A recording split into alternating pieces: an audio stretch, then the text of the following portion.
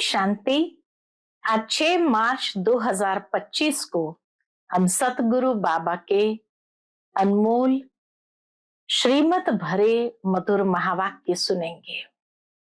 आज की मुरली से पहले गीत बजा है, छोड़ भी दे आकाश सिंहासन, इस धरती पर आ जाओ रे।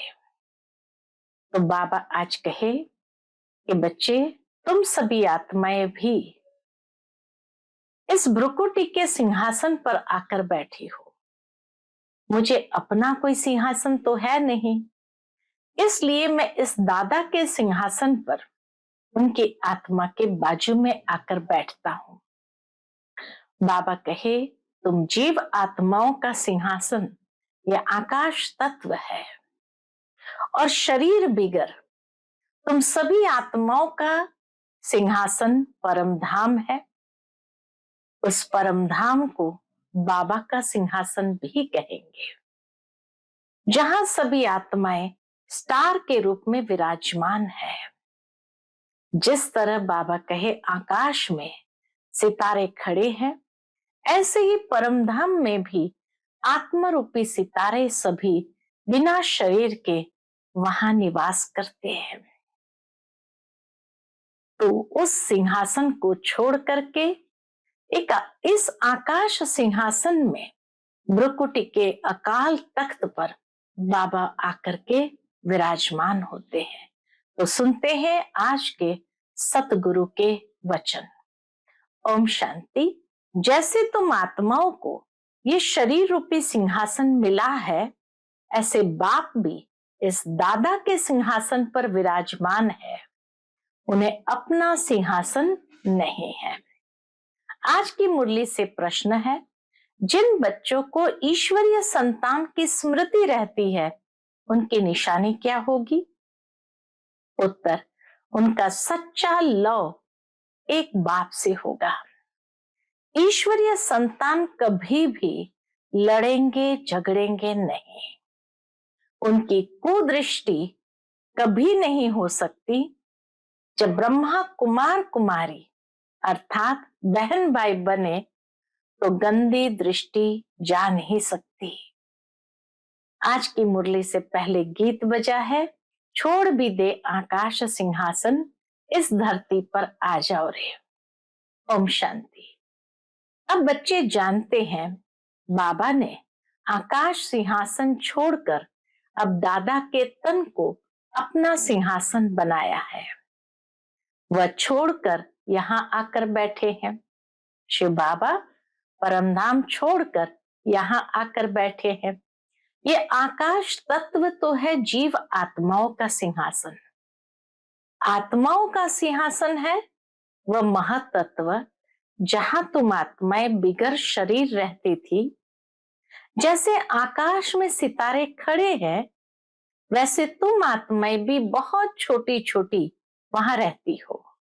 बाबा कहे, जैसे आकाश में सितारे खड़े हैं ना, वैसे ही तुम आत्माएं भी बहुत छोटी छोटी वहां रहती हो। आत्मा को दिव्य दृष्टि बिगर देखा नहीं जा सकता। तुम बच्चों को अभी यह ज्ञान है। जैसे स्टार कितना छोटा है, वैसे आत्माएं भी बिंदी मिसल है। अब बाप ने सिंहासन तो छोड़ दिया है। बाप कहते हैं, तुम आत्माएं भी सिंहासन छोड़कर यहाँ इस शरीर को अपना सिंहासन बनाती हो। परमधाम का सिंहासन छोड़कर इस शरीर में विराजमान होती, अर्थात इसे अपना सिंहासन बनाती है। मुझे भी जरूर शरीर चाहिए, मुझे बुलाते ही है पति दुनिया में। गीत है ना, दूर देश का रहने वाला आया देश पर आए। तुम आत्माएं जहां रहती हो, वह है तुम आत्माओं का और बाबा का देश। फिर तुम स्वर्ग में जाते हो, जिसकी बाबा स्थापना कराते हैं। बाप खुद उस स्वर्ग में नहीं जाते हैं जिस दुनिया की स्थापना भगवान कराते हैं, लेकिन बाबा उस स्वर्ग में नहीं जाते। खुद तो वाणी से परे वानप्रस्थ में जाकर रहते हैं। स्वर्ग में उनकी दरकार नहीं। बाबा कहे, स्वर्ग में शिव बाबा की दरकार नहीं। वह तो दुख सुख से न्यारे है ना। तुम तो सुख में आते हो तो दुख में भी आते हो। अभी तुम जानते हो हम ब्रह्मा कुमार कुमारियां बहन भाई है। एक दो में कुदृष्टि का ख्याल भी नहीं आना चाहिए। यहाँ तो तुम बाप के सन्मुख बैठे हो, आपस में बहन भाई हो। पवित्र रहने की युक्ति देखो कैसी है। इतनी सुंदर बाबा ने आत्मिक दृष्टि हमारी विकसित की और यही पवित्र रहने की युक्ति है। यह बातें कोई शास्त्र में नहीं है।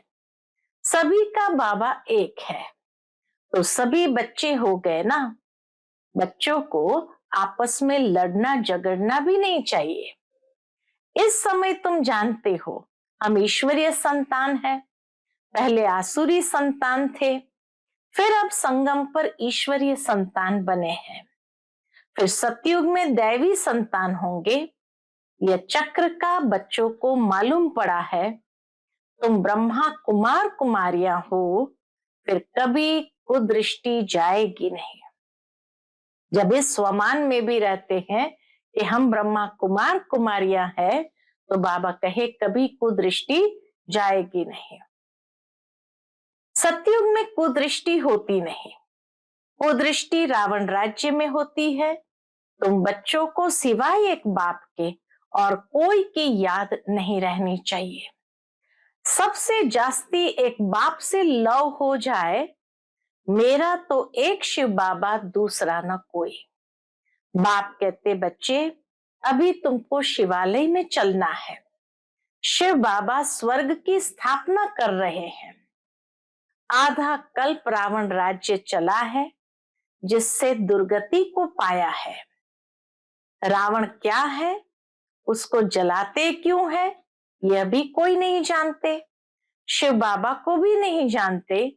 जैसे देवियों को सजा करके पूजा करके डुबोते हैं, शिव बाबा कभी मिट्टी का लिंग बनाए, पूजा आदि कर फिर मिट्टी मिट्टी में मिला देते हैं। वैसे रावण को भी बनाकर फिर जला देते हैं। समझते कुछ भी नहीं है। कहते भी है अभी रावण राज्य है, राम राज्य स्थापन होना है। गांधी भी राम राज्य चाहते थे, तो इसका मतलब रावण राज्य है ना।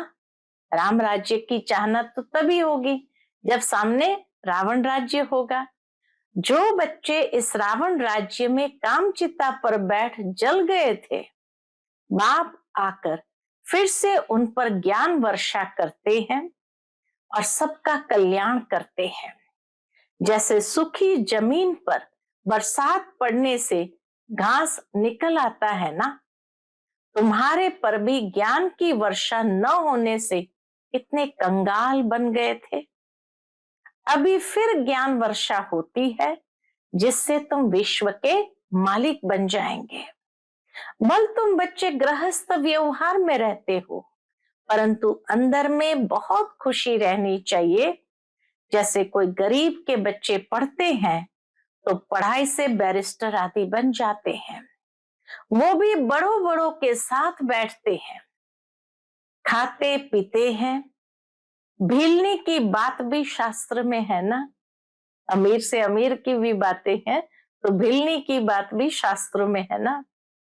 तुम बच्चे जानते हो जिन्होंने सबसे जास्ती भक्ति की है, वही सबसे जास्ती ज्ञान आकर लेंगे।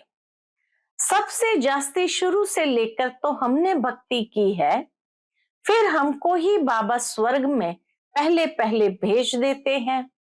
यह है ज्ञान युक्त यथार्थ बात।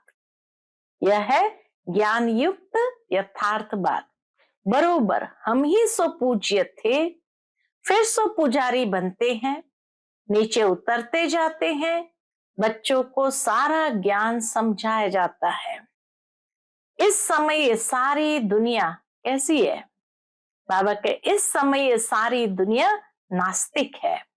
बाप को ही नहीं जानते, नेति नेति कह देते हैं।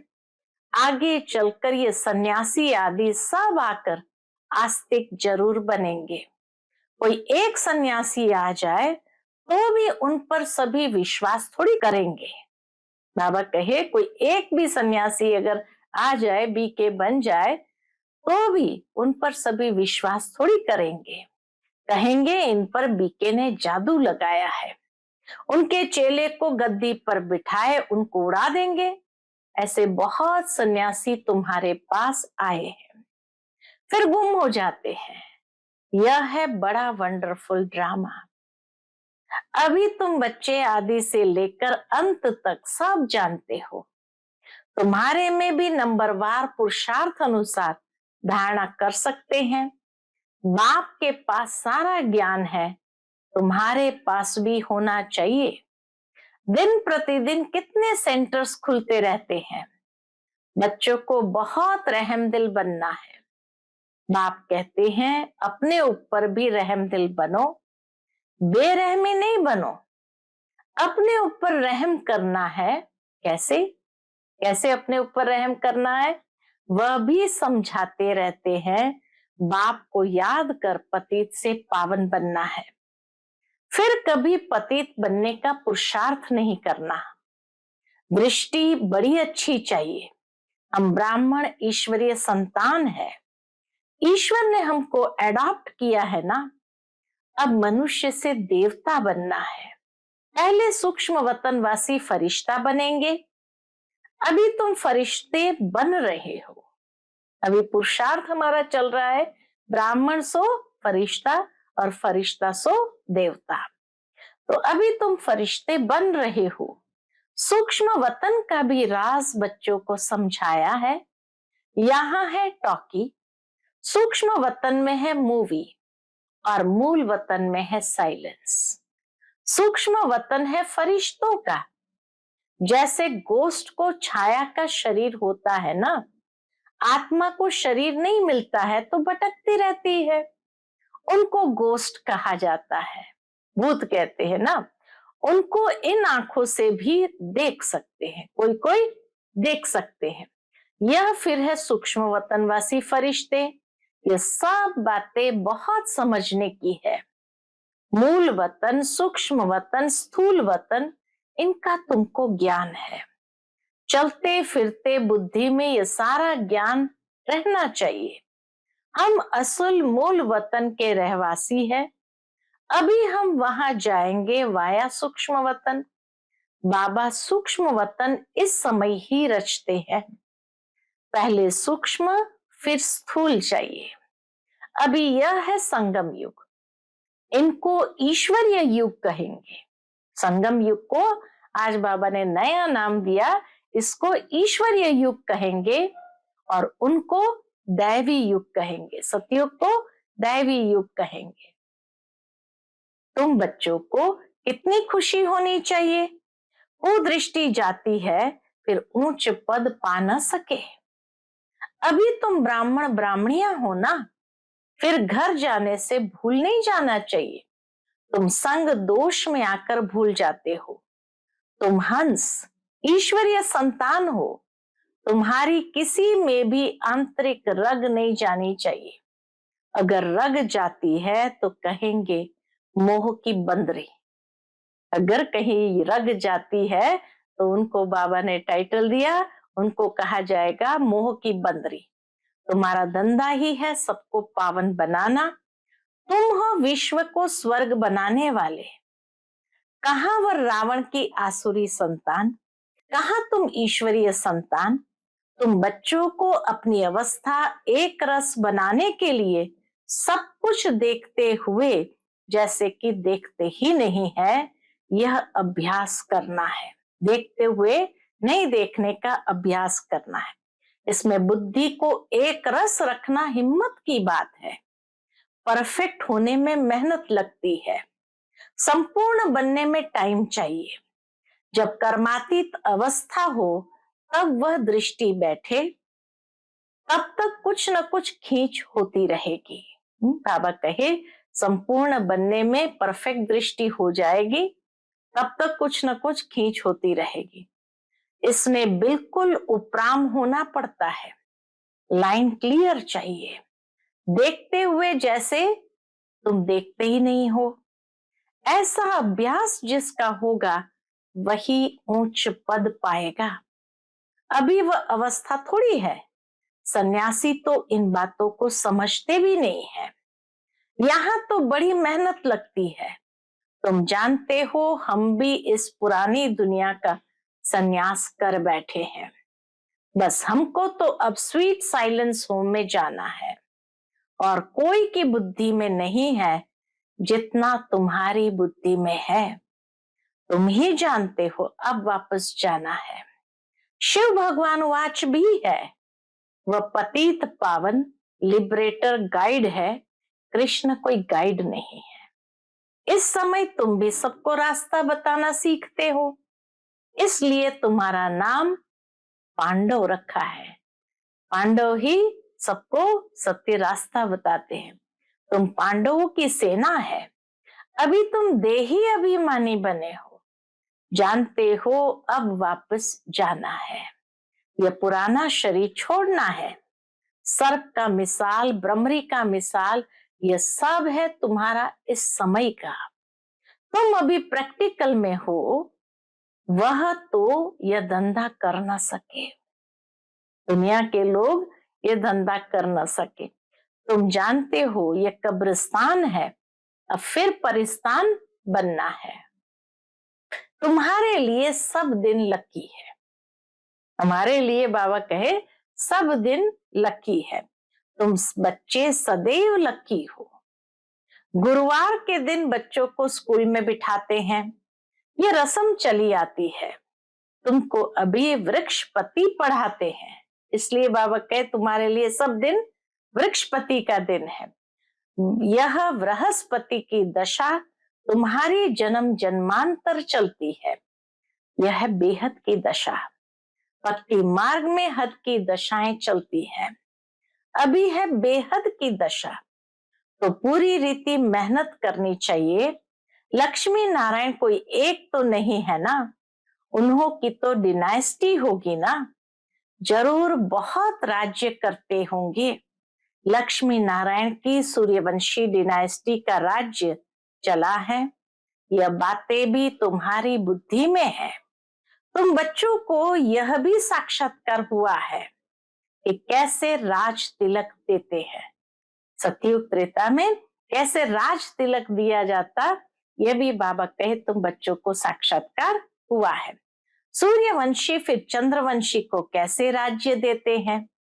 माँ बाप बच्चे का पांव धोकर राज तिलक देते हैं, राज्य भाग्य देते हैं। सतयुग में माता पिता पांव धोकर, बच्चों के पांव धोकर राज तिलक देते हैं, राज्य भाग्य देते हैं। ये साक्षात्कार आदि सब ड्रामा में नोंद है। इसमें तुम बच्चों को मूंझने की दरकार नहीं है। तुम बाप को याद करो, स्वदर्शन चक्रधारी बनो और दूसरों को भी बनाओ। तुम हो ब्रह्मा मुख वंशावली स्वदर्शन चक्रधारी सच्चे ब्राह्मण। कितना बड़ा टाइटल है। बाबा कहे तुम हो ब्रह्मा मुख वंशावली स्वदर्शन चक्रधारी सच्चे ब्राह्मण। शास्त्र में स्वदर्शन चक्र से कितनी हिंसाएं दिखाई है। अभी बाप तुम बच्चों को सच्ची गीता सुनाते हैं। यह तो कंठ कर लेनी चाहिए। यह गीता तो बाबा कहे कंठ कर लेनी चाहिए। कितना सहज है। तुम्हारा सारा कनेक्शन है ही गीता के साथ। गीता में ज्ञान भी है तो योग भी है। तुमको भी एक ही किताब बनाना चाहिए। योग का किताब अलग क्यों बनाना चाहिए। परंतु आजकल योग का बहुत नामाचार है, इसलिए नाम रखते हैं ताकि मनुष्य आकर समझे। आखिर यह भी समझेंगे कि योग एक बाप से लगाना है। जो सुनेंगे वह फिर अपने धर्म में आकर उच्च पद पाएंगे। अच्छा, मीठे मीठे सिकिलते बच्चों प्रति माता पिता बाप दादा का याद प्यार और गुड मॉर्निंग। रूहानी बाप की रूहानी बच्चों को नमस्ते। हम सब रूहानी बच्चों की रूहानी माता पिता बाप दादा को याद प्यार, गुड मॉर्निंग और नमस्ते नमस्ते। शुक्रिया बाबा, शुक्रिया। आज की मुरली से धारणा के लिए मुख्य सार है।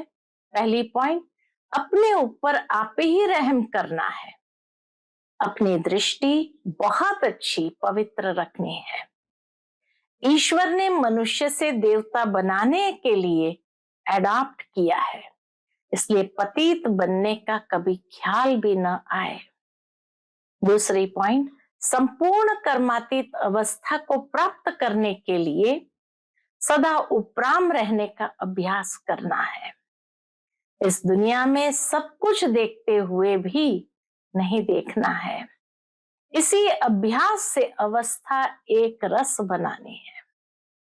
आज का बाप दादा का मधुर वरदान हम बच्चों के प्रति है, हर कदम में पद्मों की कमाई जमा करने वाले सर्व खजानों से संपन्न व तृप्त आत्मा भव।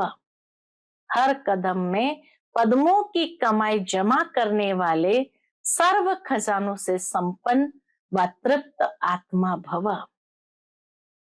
जो बच्चे बाप की याद में रहकर हर कदम उठाते हैं, वह कदम कदम में पद्मों की कमाई जमा करते हैं। इस संगम पर ही पद्मों की कमाई की खान मिलती है। संगम युग है जमा करने का युग। अभी जितना जमा करना चाहो उतना कर सकते हो। एक कदम अर्थात एक सेकंड भी बिना जमा के न जाए, अर्थात व्यर्थ न हो। सदा भंडारा भरपूर हो। अप्राप्त नहीं कोई वस्तु, ऐसे संस्कार हो।